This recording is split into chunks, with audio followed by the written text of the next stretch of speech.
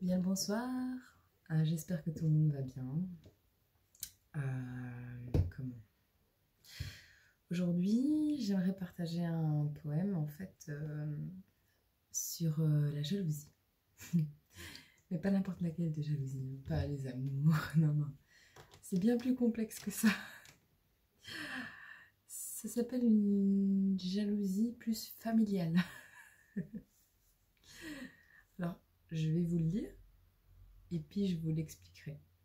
Parce que si je fais des explications trop longues au début, du coup, après, vous allez vouloir avancer et vous allez tomber sur le milieu du poème ou sur... Donc, voilà. Donc du coup, je vais directement commencer.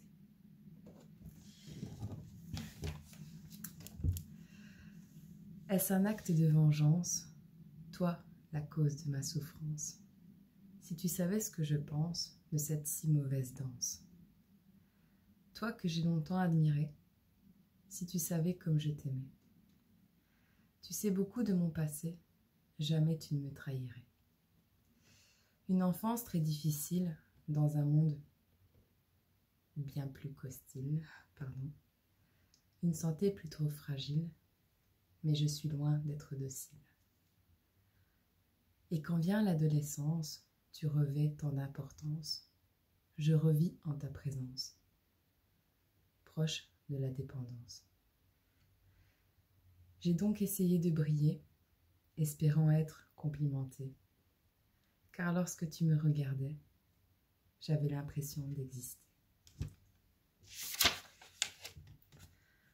Rêvant avec toi d'une idylle dans cette si petite ville, résonne cette chanson débile, une croyance puérile. Supportant mal ton absence, quand notre histoire commence, j'en oublie ma transparence et toutes mes réticences. Te doutais-tu de la fierté que j'éprouvais à tes côtés? Mais tu t'es très mal comporté, oubliant ce qu'est le respect. Ma présence devient futile, me cachant de manière habile à tes amis et ta famille, car je n'ai pas le bon profil. Avec beaucoup d'élégance, nous imposons la distance. Rester amis est une chance, donc mon cœur se fait violence. Notre si belle complicité aurait fini par me manquer. Je suis restée à t'épauler, alors que tu me salissais. Même dans mon propre domicile, tu m'envoies des projectiles. Mais tes coups bas indélébiles m'ont transformé en crocodile. Mon manque de méfiance t'a offert des coups d'avance. Me laisser faire en silence n'est pas l'une de mes croyances. Tu ne fais que manipuler, prenant les gens pour des jouets. Mes parents, tu les as volés, prenant la place que j'occupais. Tu me fais passer pour débile, tu as ta place dans un asile. Je laisse tomber la dernière quille, je resterai leur petite fille. Je suis toujours émue de lire ça parce que c'est quelque chose qui m'a énormément touchée. Étant donné que je suis quelqu'un d'hypersensible et j'avais pas d'amis en fait. J'ai jamais eu d'amis et je crois que j'en aurai jamais vraiment. Ou très très peu en fait parce que je suis très exigeante envers moi-même, mais encore plus envers les autres du coup. Et le peu d'amis que j'avais, ben, je leur accordais une confiance aveugle.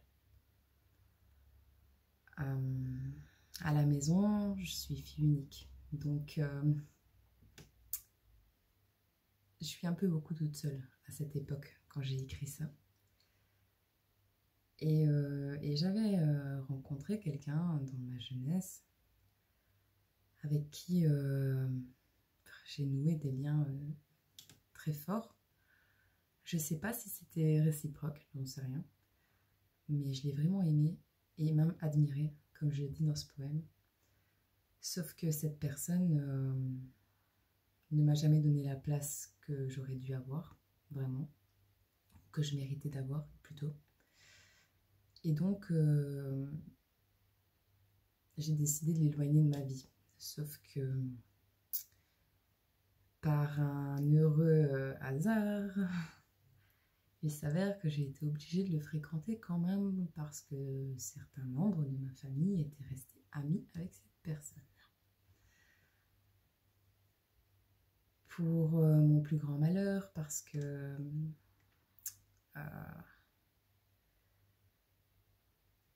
je me suis sentie rejetée en fait. Et du coup, j'ai créé une jalousie et je ne l'exprimais pas. Et je l'exprimais par de la violence, par des insultes, par de la colère, par de l'agressivité. J'ai été même parfois très injuste avec tout le monde. Je rentre pas trop dans les détails parce que je veux pas créer de polémique et voilà. Mais avec le temps, en fait, j'ai compris que c'était ni la faute de ses membres familiaux, ni ma faute, ni la faute de la personne. Parce qu'on avait d'un côté quelqu'un qui avait soif de pouvoir exister quelque part, et de l'autre quelqu'un qui avait besoin de se sentir aimé, d'avoir un ami en fait, et d'avoir quelqu'un avec les mêmes points communs, avec les mêmes... voilà. Donc on a d'un côté quelqu'un qui laissait faire, de l'autre quelqu'un qui profitait que ça se laissait faire. Donc, et moi j'étais entre les deux, en train de me dire oui mais moi je veux plus voir cette personne. J'ai plus trop envie d'être amie avec parce qu'au final c'est pas quelqu'un de vrai, c'est pas quelqu'un qui me veut du bien, c'est pas quelqu'un qui m'a apporté beaucoup. C'est... voilà. Et donc je m'étais fait une mission de détruire cette relation amicale pour être débarrassée de l'élément nuisible dans mon environnement. Sauf que ça a tout fait sauf ça. Ça a créé des tensions, ça a créé des conflits, ça a été explosif. Alors j'ai changé de tactique. Je me suis dit, écoute, t'en mêles même plus, ça sert à rien, ne leur parle plus. Ouais, mais c'est moi qui me suis retrouvée toute seule. Alors du coup, j'ai pardonné. J'ai pardonné parce que j'ai bien compris qu'on avait d'un côté quelqu'un qui avait besoin de se sentir important.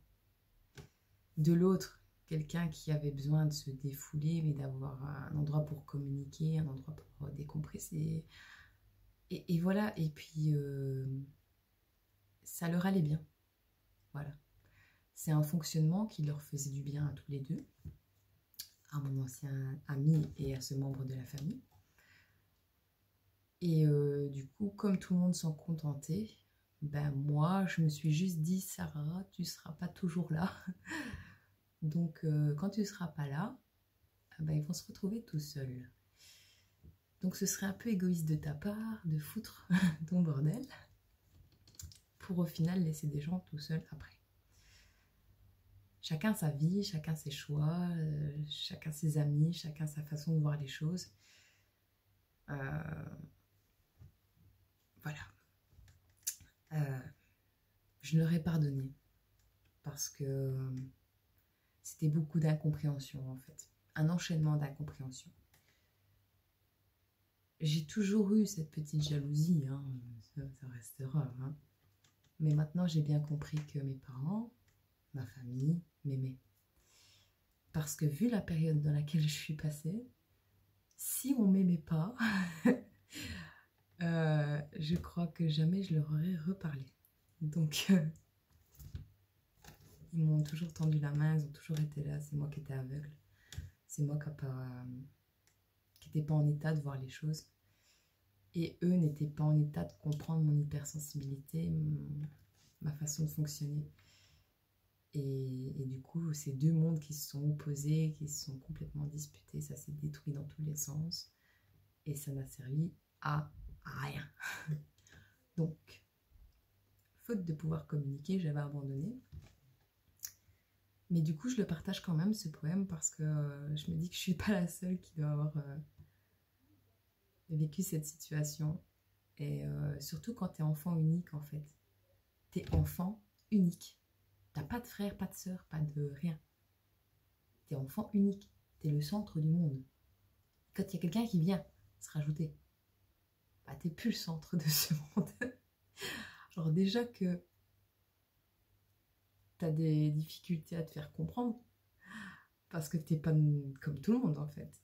Tu vis des choses pas faciles à l'école, mais t'en parles pas, hein. Donc tu gardes tout pour toi, mais tu vis le harcèlement scolaire, tu vis les coups, tu vis chic, tu vis check. T'en parles pas et tu crois que tout le monde comprend autour de toi. Ah, alors tu pètes des câbles. Mais alors en plus, quand t'as quelqu'un, donc t'as déjà du mal à te faire comprendre et t'as quelqu'un qui se rajoute. C'était Hiroshima Nagasaki chez moi. Franchement, chapeau. Chapeau à eux, ils m'ont supporté. Mais voilà. Tout ça pour partager ça en fait. Tout ça pour dire aimez-vous les uns les autres et apprenez à comment on dit la valeur de chacun. Voir le positif dans chaque relation que vous croisez dans votre vie. Parce que ce soit quand vous êtes enfant, adulte, au travail, n'importe quoi, les gens que vous croisez, vous êtes en droit de plus les croiser après. C'est votre choix. Si vous n'aimez pas quelqu'un, mais il faut le dire. Il faut s'exprimer aussi. De manière correcte, mais il faut s'exprimer. Mais même si c'est des mauvaises personnes, sachez qu'elles vous apprendront toujours quelque chose sur la vie. Et une mauvaise personne qui t'apprend quelque chose, une autre qui t'apprend autre chose, une autre qui t'apprend autre chose, une autre qui t'apprend autre chose. Bah du coup, ouais, c'était des mauvaises expériences. Mais toi, qu'est-ce que t'as fait? T'as grimpé l'échelle. Et t'en arrives aujourd'hui au point où ben, tu peux t'aimer toi-même inconditionnellement parce que personne ne le fera à ta place, en fait. Donc voilà. Et là, tu te libères. Et tu comprends beaucoup de choses. Alors, je ne sais pas si tu auras aimé cette vidéo, je ne sais pas si tu l'auras comprise, je sais qu'elle a mis un peu de temps. Mais bon, si tu as aimé, mets-moi un petit pouce. Si tu veux voir la suite, abonne-toi. Et en prime, tu mets un petit commentaire en dessous juste pour me diriger dans ce que je fais, dans ce que je propose. Bah, ça me ferait le plus grand plaisir. Parce que, encore une fois, même si on n'atteint pas le million de vues, une seule vue fait la différence. Et déjà, merci à tous ceux qui me regardent. En tout cas, je vous aime très fort et je vous souhaite une excellente soirée.